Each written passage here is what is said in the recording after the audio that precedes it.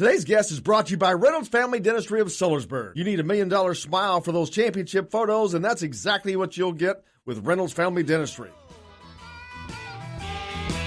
Yeah, we're going to the roadhouse, gonna have a good time. On Friday, the proposal with the third assistant gets voted down. The Big Ten's a no vote, but IU voted yes. Yeah. What was your reaction to that? First of all, I thought it was absolute hogwash, to be honest with you. I'm still stunned as much as college baseball is, that you can't vote yes for the option to give somebody the title to be able to be a full-time coach. And if you want to pay him, great. And if you don't stand in the way of college baseball. Don't stand in the way of the progress of the rest of college baseball. First, that's what I thought. Second of all, I was incredibly appreciative and proud of our administration to step forward and to be a standard bearer for baseball in the Big Ten, especially, and say, no, this is the right thing to do. And of all the money that we spend and of all the things that we do, this is something that absolutely impacts the well-being of student welfare. It's the right thing to do for our student athletes. It keeps coaches home more. It allows coaches to stay stable. It allows someone like Casey Dykes to be at this program for a long time. He's an incredible coach and a great role model to be a part of this. And then it allows the coaches to be able, at the same time, there's no entry-level jobs at this for Division I baseball. There's not like there's a many internships at a Power 5 program. And so you have an opportunity to expand the base, to have great young coaches, be stable, take care of their families. I was just so proud and so incredibly appreciative of Fred Glass and our entire administration for stepping forward and saying that baseball is a primary sport at Indiana, and we're going to support it 100%. And I don't care who says no. We're going to be the one that says yes and fight for it and fight for our student athletes. So I was very proud.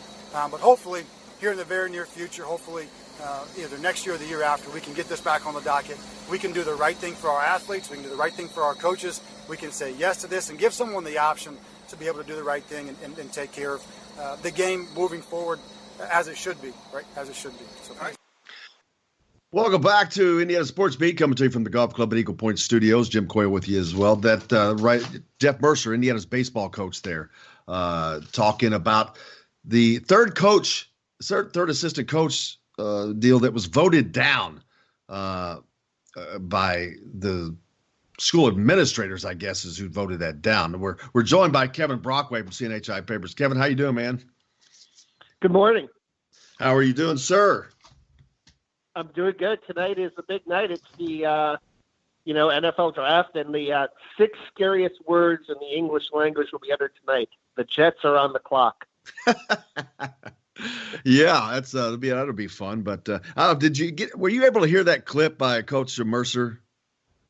Yeah, no, I was, and I found it very interesting because and I know that we've discussed this in the past about college baseball really being underfunded in a number of ways, and not just with the assistant coaches, but with 13 and a half scholarships for a whole roster is another issue. I know, that makes it very hard for them to recruit because they have to split up scholarships, or maybe you offer a full scholarship to one guy, but books to another guy, and that can maybe even create a little resentment on a team because there's a little bit of a star system there.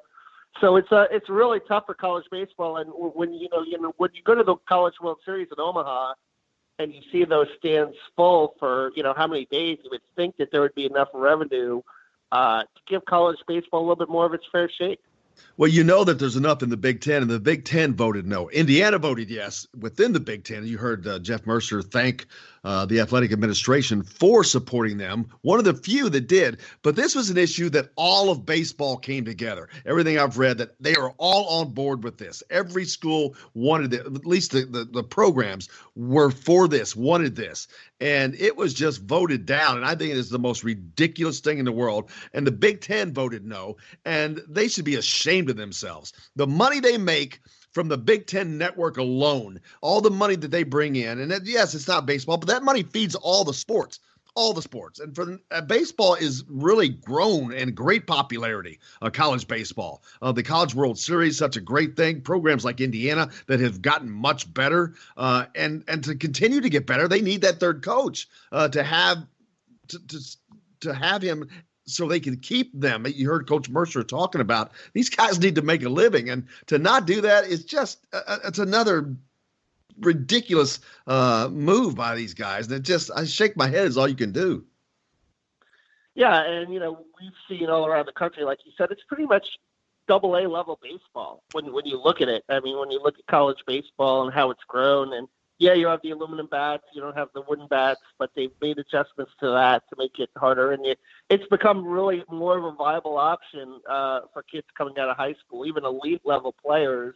More and more of them are deciding to go to college rather than jump in the pros right away. So I agree. I mean, I think that anything you can do. I'd like to see the kids get their shake too, though, and have more scholarships available as well. But in this issue, this is an issue that could also benefit the student athletes in terms of, having extra coaching and good coaching and quality coaching, and coaches, as many coaches as you can that can get full-time salaries. But it doesn't make the college's money, and that's that's the only way they look at it, I guess, and that's a sad thing. Yeah, no question. Kevin Brockway is joining us now from CNHI Papers. Kevin's been all over the place of late. He's been covering the NBA playoffs with the Pacers. You got to see that wrap up. We'll talk about the draft coming up as well. But put the Pacers in the book, man. They somehow they hung on to maintain their playoff spot throughout the season, which I was pretty surprised at that they were able to do that. But they did. But once they got to the playoffs, Boston was playing really well, and it showed. Not having Victor Oladipo was just too insurmountable.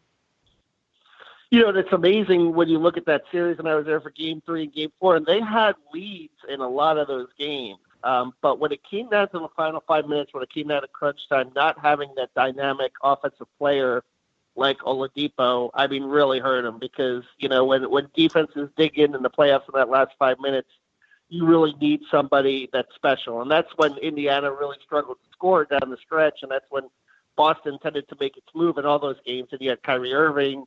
You had a veteran in Al Horford that hit some big shots down the stretch in Game 3. And then in Game 4, Gordon Hayward, the kid from Brownsburg and Butler, came through and had a huge game. He had 20 points. So the Boston had different players offensively step up in late games that, Indiana just didn't have because of, Oladipo being out. And when you have a dynamic scorer like that that's out, it puts so much pressure on your other guys to, get shots off and create. And Bojan Bogdanovic is he's an okay offensive player, but he's not Victor Oladipo. So it'll be an interesting offseason for the Pacers, though, 8 free agents. So they're going to have to definitely retool and make some decisions.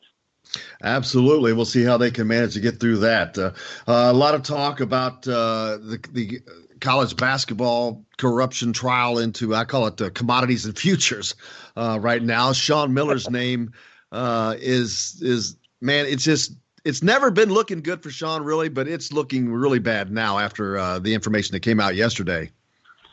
Yeah, no question. The whole Christian Dawkins situation, and it's going to be it will be interesting though, because with the Southern District of New York, Mark Emmert at the press conference, they have to be able to find a way to get that testimony, and deals are being made to seal a lot of that evidence. So if that doesn't happen and they don't get, the documents from the Southern District of New York that they want to get, I mean, they're going to have to reinvestigate this thing. So all this stuff that's coming out right now isn't on the record on the NCAA side. So I'll be curious to see, how that materializes. But right now, yeah, you're right. It does not look good for Sean Miller.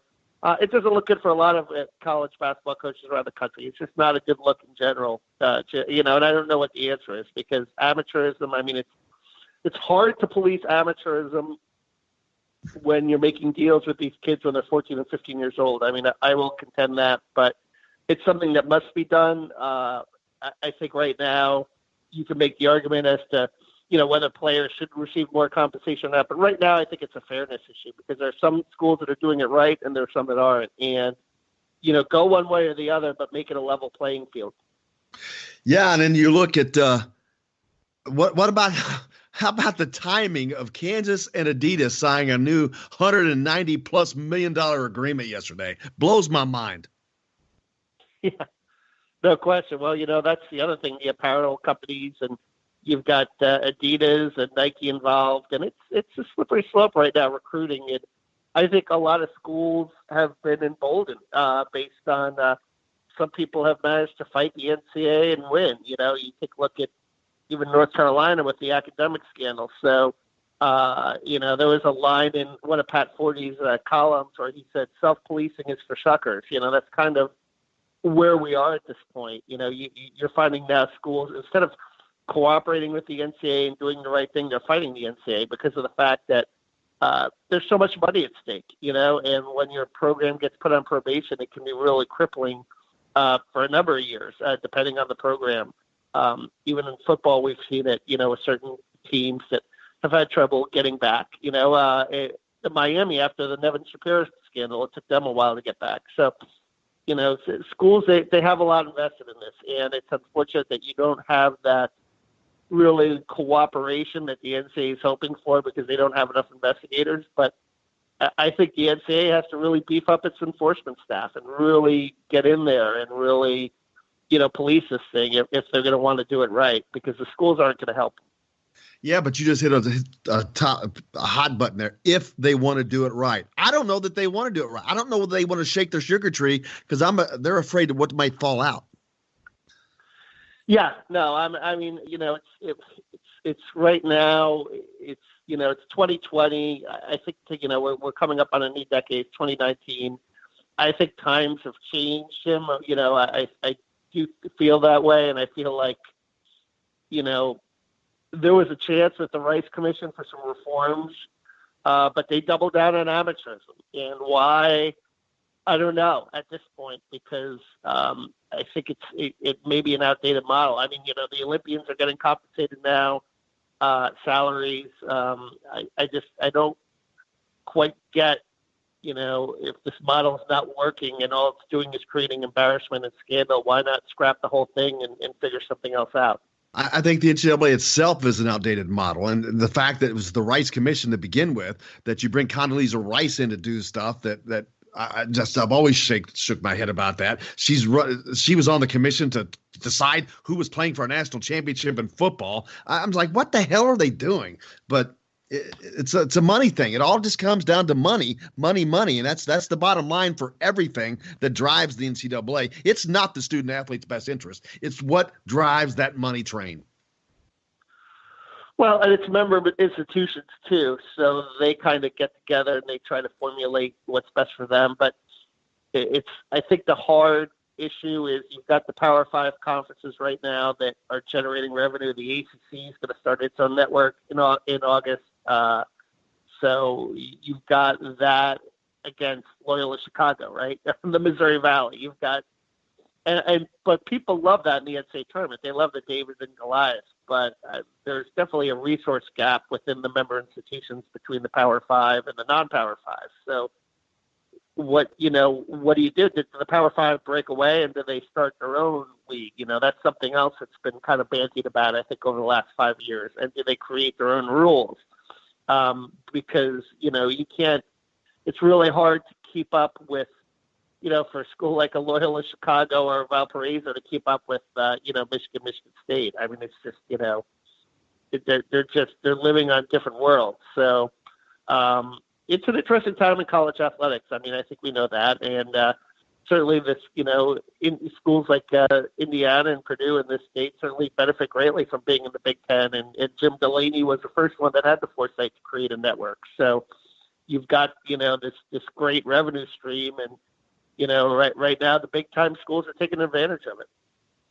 And looking at Indiana recruiting, they did not get Anthony Harris this week as he committed to North Carolina. Some were surprised. I thought that Indiana was in a good position to get him after North Carolina got a commitment right before his visit from Cole Anthony, but it actually drew him in, I guess. So there's another miss on a national recruiting target for Indiana. Now, right now, you've got Lester Quinones, who's on campus as we speak right now, but he's not really favored to be landed by Indiana either. I think he's going to probably end up in Memphis, but you never can tell. I mean, things change with a visit sometimes, but it looks like Indiana's attentions may be heading back towards in-state.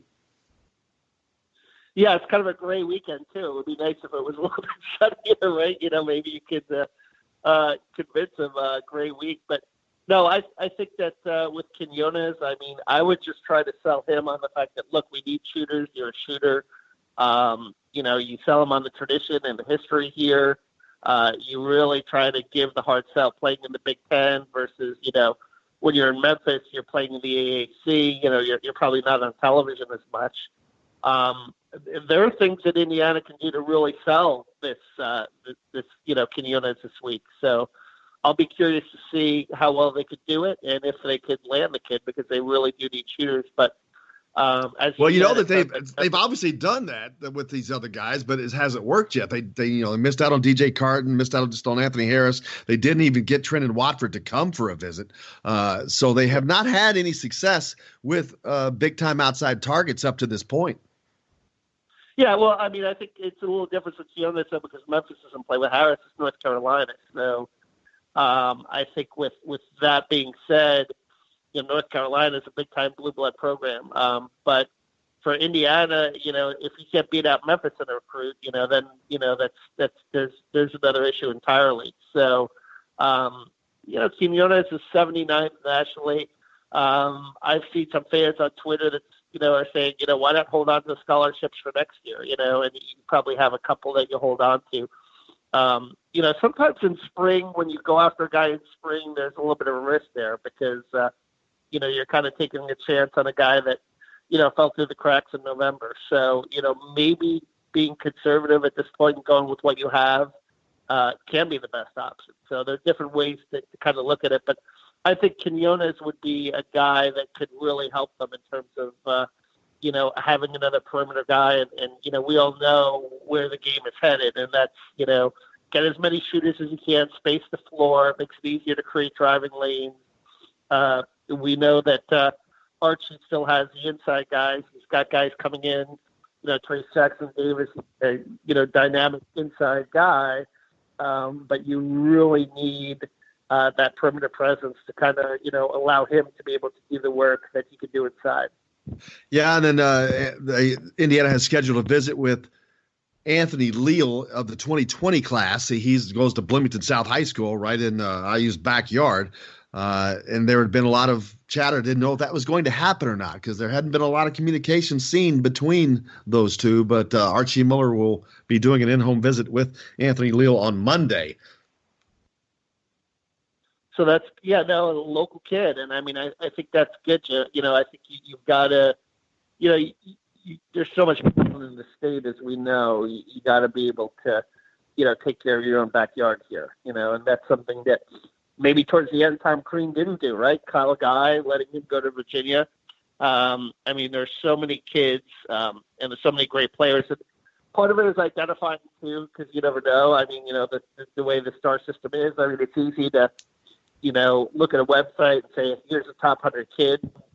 How about those diamonds in the rough? How about those guys that, maybe people miss on and you can hit on? And I think that's kind of the key also to building a program. You need to find those guys that, kind of fit your team or, I'm not going to say fit your culture because that's like the buzzword these days, right? All these coaches are using that term. Culture. But, culture. Guys that are going to, culture. Everyone loves culture. But guys that are going to be able to be a good fit and work out for your, team, both on and off the court, and those guys are important too. So, we all know Archie has his work in front of him, and that's what he's been doing the last couple of months. I mean, yeah, you've got to have the best talent you can have, but there's a lot of talent in Indiana. So there's the talent is there. You just got to get it all brought together. And Archie, not only is he going on the in-home visit, I lost the text. But, oh, man, it pulled up the wrong one. But Tim sent it in, and we get a text from Tim that Archie's also going to go watch him play his AAU team. I think that's going on in Dallas. Thanks a lot for the text, Tim. But he's also there going out to watch him play, which there may be some other kids that are out there watching as well. But, I mean, the model of the one and dones has been proven that it doesn't really work. It'll win you some games, but those guys aren't winning national championships because I talked earlier about this past Duke team. That's as talented of a team as you can get. And then you look back at DeMarcus Cousins and John Wall being on that Kentucky team. Man, those are two NBA superstars, but neither one of those teams are able to hang a banner. So that one and done model is good for winning games, but it has not been hanging any banners for programs. And so to build your program, you got to do what you got to do as far as just getting older, as they talk about, and getting solid players that you can develop that are good, but also develop it within your program. Yeah, no, and I agree. And the grad transfer market, as we talked about, has also been popular. But I like the idea of people coming up together. Having that core group. They come up as freshmen and sophomores, and by the time the juniors and seniors, they really kind of mesh. And not only are they talented and they develop, but they have that chemistry that you need in basketball's a team game, as we know. So I think there's something to be said for that as well. So. When you talk about the one and dones, obviously Anthony Davis, who was a transcendent player, did, win it for Kentucky in 2012, but they also had Darius Miller on that team that was a senior that kind of guided them along the way as a six-man. So they did have that one veteran presence. And Duke did win it, in 2015 with the one and dones. But since then, you're right, it's been really, those veteran teams that have come up together, teams like Villanova, North Carolina, that have done it, and Virginia this year with Kyle Guy and Ty Jerome as juniors and DeAndre Hunter as a redshirt sophomore. So you had three guys that were in the program 3 years. And I think that's how you win nowadays. It certainly is. Kevin, I can't thank you enough, man. Great discussion. Look forward to doing it again as soon as possible. No worries, anytime.